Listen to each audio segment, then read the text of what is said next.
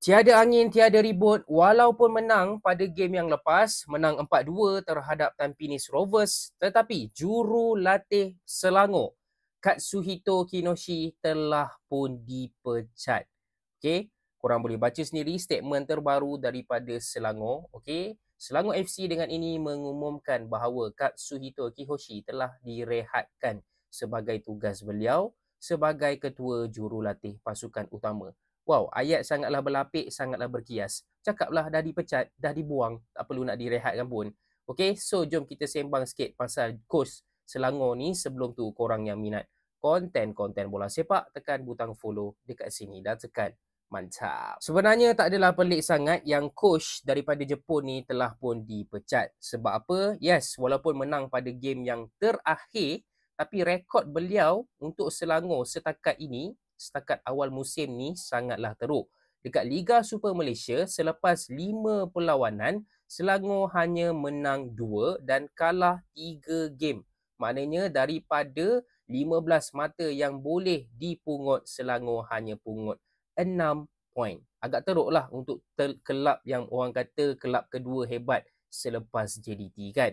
Okay, Katsuhito ni pula dia punya gameplay memang tak berapa nak menarik lah. Lebih defensif, tak fluid.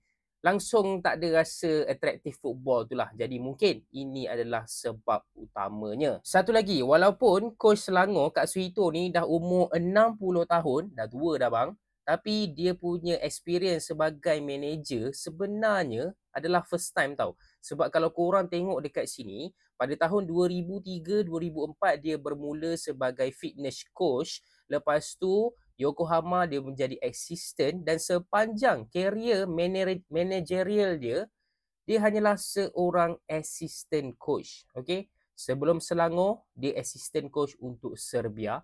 Okay? Negara yang besar. Tapi untuk Selangor first time, dia jadi the main man, manager, coach. Dan mungkin disebabkan lack of experience sebagai seorang ketua jurulatih, mungkin disebabkan itu dia tidak dapat memacu Selangor ke arah yang lebih baik. Satu lagi ada language barrier punya problem lah kan. Dia orang Jepun, pemain-pemain Selangor pula hanya boleh berbahasa Melayu dan juga berbahasa Inggeris.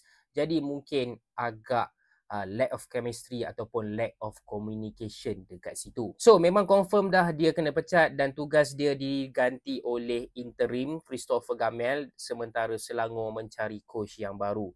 Dah banyak coach-coach yang Selangor kena pecat setakat ini. Sebelum ni Nizam Jamil, yang mana seorang coach yang ramai respect dan ramai kata dia bagus tapi kena pecat juga.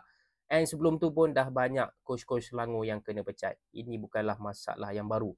Ramai peminat Selangor mula mempersoalkan adakah coach masalahnya ataupun yang berada lebih atas daripada coach. Okay? So korang berikan pendapat korang dekat bawah. Dan macam biasa, yang nak support Wibro, tekan butang follow.